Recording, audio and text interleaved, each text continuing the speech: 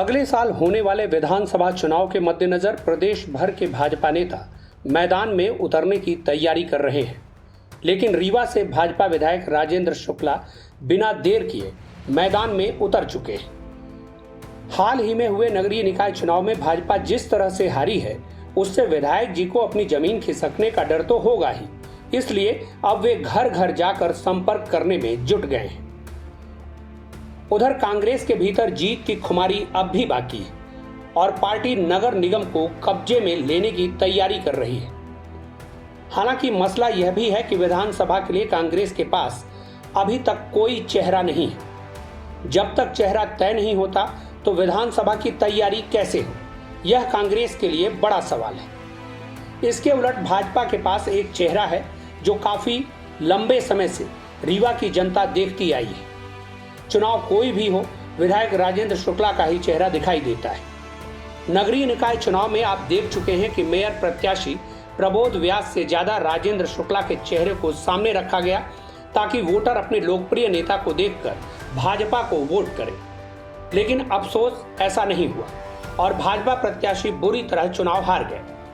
खैर, पंचायत और नगरीय निकाय चुनावों में भाजपा के कमजोर प्रदर्शन की वजह सरकारी कर्मचारियों की नाराजगी को बताया जा रहा है, जिसे दूर करने के लिए सीएम शिवराज सिंह चौहान ने बड़ी मासूमियत से महंगाई भत्ते को 31 से 34% करने का ऐलान किया है।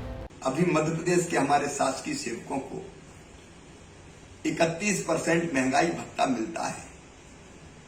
11% पिछली बार हमने एक साथ बढ़ाया था, लेकिन आज हम ये फैसला कर रहे हैं कि हम अब 34% महंगाई भत्ता मध्य प्रदेश के शासकीय सेवकों को देंगे।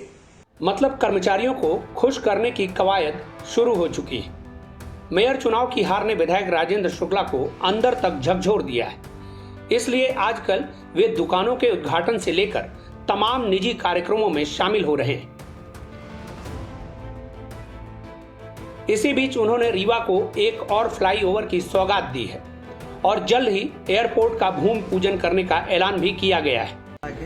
फ्लाईओवर बनने से क्या फायदे होते हैं, सिरमौर चौराहे में, समान तिराहे में हम लोग देख ही रहे हैं।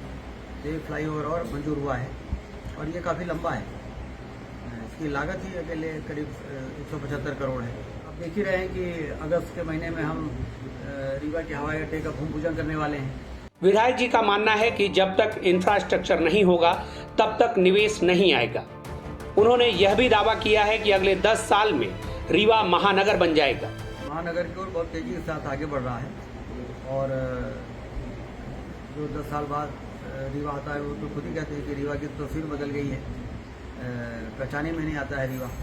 अब ये प्रक्रिया चालू है और आने वाले 5-10 वर्षों में पूर्ण रूप ले लेगा।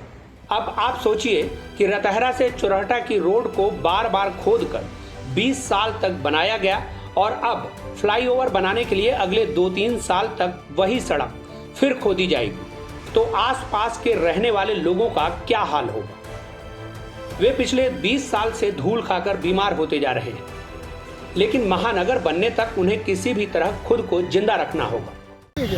अरे यहाँ से आने जाने वाले सब परेशान रहते हैं। यहाँ गड्ढा गुड्ढे सब देखिए, सब खना हुआ है। अभी फ्लाईओवर बनना है, फिर खनाई होगी, फिर रोड में पाइप जलवाने के लिए खुदाई करेंगे। आम जनता यहाँ से परेशान है। रहा सवाल निवेश का, तो अभी तक समदड़िया बिल्डर्स जैसे व्यापारी ही रीवा में प्राइम इन्वेस्टर हैं। हालत यह है कि महानगर बनाने के चक्कर में कथित निवेशकों ने बड़े बड़े कॉम्प्लेक्स तो बना डाले, लेकिन उन्हें दुकानों के खरीदार नहीं मिल रहे।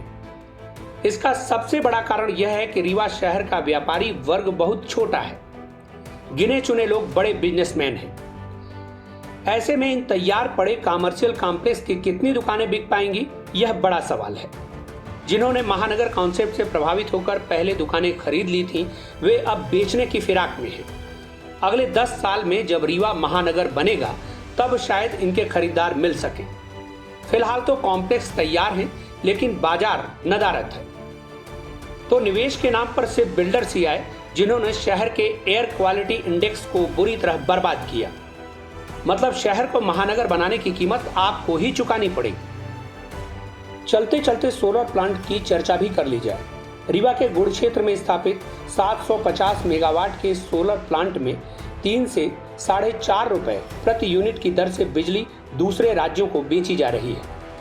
उत्पादन का 76% Madhya Pradesh power management company limited और 24% दिल्ली मेट्रो को बेचा जा रहा है। तो फिर रीवा वासियों को क्या मिला? न तो रोजगार मिला और न ही सस्ती बिजली मिली।